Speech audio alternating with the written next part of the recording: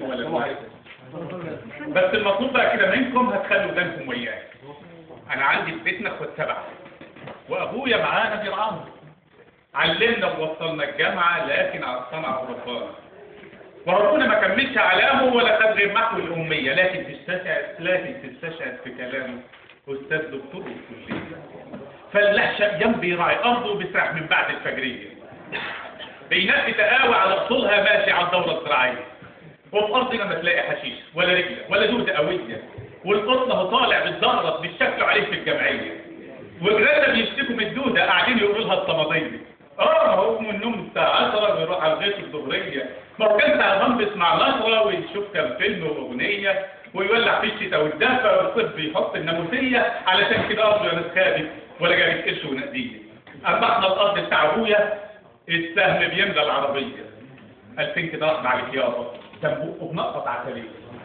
جه لما يموت يا ابن السبع جمعنا في اوضه ووصانا، قال لنا يا اولاد ان السمعه في الدنيا واخرتنا معانا، وعارفوا يمكن تنسوا نصيحتي وتغشوا الناس الغلبانه. انا بعد ما اموت هتلاقوا تحتي مكتوب في ورق السلوفان ان اللي بيتقن شغلانته ويأدي الصنعه بامانه هيكون له في الدنيا مكانته ويخش في رحمه مولانا. وسمعت نصيحتي انا واخواتي والكل بيتقن شغلانته. واخويا كبرنا اسمه نجاة ميكانيكي مفيش زي الشطاره، بيجي له في الورشه يوماتي 20 جرار مع بعضهم، يدخل له الاتوبيس الخرده يطلع على الزيرو بكرتونته. تسلم لينا ايدك يا نجاة، استاذ ميكانيكي في شغلانته. ما هو زي الواد الدكشه بيبيع البلد الدكان، شغال نصابه والورشه فرحان بفلوسه ورجاله، بيحط حاجات قديمه بيموت الناس بغباوته، وهو بين الناس ملوش قيمه، وهناك في الاخره تشوف خيبته. واخويا الثالث اسمه ابو عمار شغال طبعا في الطماطم، على طول هتلاقي في شاكوش حاطط له فوقهم في المسمار، بيهندس اوضه نوم معليش من جسر جمالها العقل احتار، والصفه ده زي خشبها مفيش، المطبخ شكل تقولش ده مطبخ، تحفه وجوده خشبها يعيش كل ده في ارخص اسعار. اما صاحبنا نبص عليه تاخد منه كلام قرار، شغل وفن وجوده مفيش، خشب ومسوس مضروب نار. لما عرفنا جابوا له النيش جاله خط وقع وانهار. اصل يا ناس بتبص عليه عايز يكسب بالمليار، ما يهموش الحاجه تعيش، اللي يهرب جنيه ودمار يشتري بيه كام قرص حشيش او يلعب على الهوامار. ثم لقيته سايب بين الناس قفل الورشه وساق جرار. وثالث اخواتي اخويا مرزوق منطق في شغال سواق في الشبوره، وعاد ما يسوق سواق واقع على الوكلاء، لما يشوف عجوز هيعدي ما بيجريش ويسوق بغباء، ماشي على مهله واخد دوره عارف ان الله رزاق. اما صاحبنا نص علاء ماشي اكنه ناس في الساق، على البنزين رجليه بتدوس ولا عنديش اثر الاخلاق، هو بقى عمره عامل حتى مد فين وهي السواق، والعربيه بتاعت خد هذا قفلتها يا عم علاء.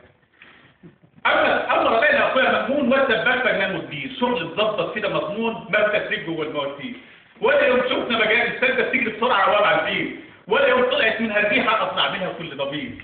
اما جنة بالتشيحه تفطر عن الدين، والبياره مطلع ريحه واللي مطالع على المواسير. شغل الواد سباك الحته بص على الكشف من معافير، معروف دايما كسوه وفلته واد غشاش ولا عنده ضمير.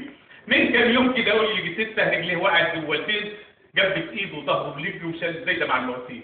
ما هو لو كان بيراعي ضميره كان هيحب مصالح الخير، ارفع ايدك يلا غيره وبنشبك يا ابن المعابير. اما اخونا الخالد طه نقش يعجب اي زبون، تسلم ايده وهو صنفر بعد هيضرب بالمعبود. فنان ماسك ريشه في ايده قاعد يرسم في البلكون، ربي يصونه كمان ويزيده. يمسك شغل بدون عربون، سرعه وفن مهاره في ايده، وعمره ما غش وبوظ لون، خلى الشقه بتاعتي عروسه ولا كملتش ل 20 يوم. اما صاحبنا نقش هاني ان الشقه ب 90 يوم، والصنفره ما هياش عجباني، عامله مطبط بالمعجون، ضحكوا عليا انا كل جيراني، شغل منطش يجيب اللون، والتسهيل بوظ لي بالي، ضيع منظر قص النوم، بدا عليك والله يا هاني نفسي اشوفك في التليفون. اما الاخ السادس ليا اسمه محمد الدمياط، كان شغال بعد الثانويه فن مزايا خطاب الرادار، بيجي الشغل على نظام ميه شقف وحيطه وارضيات، بعد ما خلص من ميه ولا ايه حفره او فراغات، والاسعار متهاوده شويه ما هوش طالع في المياه. اما صاحبنا قصه عطيه كل ما يجي يقول لك هات، شهر 2 مشتري عربيه قطع طالعه في الكلوفات، ولا الشغل ما يبلع عينيه طالع نازل ومطبات، شغل مفرغ مليون ميه عامل مخبأ للحشرات منك لله يا عطيه، بوظ لنا نص راس. اما تابعهم بقى واستاذ واد شغال بناء ممتاز، شغل مظبط كده مضمون ممكن يبني عماره ازاز، عاد حاطط العده من عينيه بينظفها يومات الجاز. اما صاحبنا اللي لسه معاه بابنك درش رعاشها ازاي، لما تشوفه تخاف وتقول ده انت عايز يولع جاز، مره ظلمنا في ظرف الجامع موت 5 وعامل فات. دي الصوره للي بيحصل، اللي بيزرع خير يبنيه، واللي يكبر في دماغه بكره اصحابه هيشمتوا فيه. اصل دي سنه ربك فينا، اللي بيعمل خير يلاقيه، واللي بيخلص وتنسوا له كل الدنيا هترضى عليه. يكبر اسمه ويزداد دخله، وبكره يزيد الخير في ايديه، ويعيش حر وينفع وطنه وكل الناس هيشاوروا عليه. الف تحيه لكل صنايعي بيخاف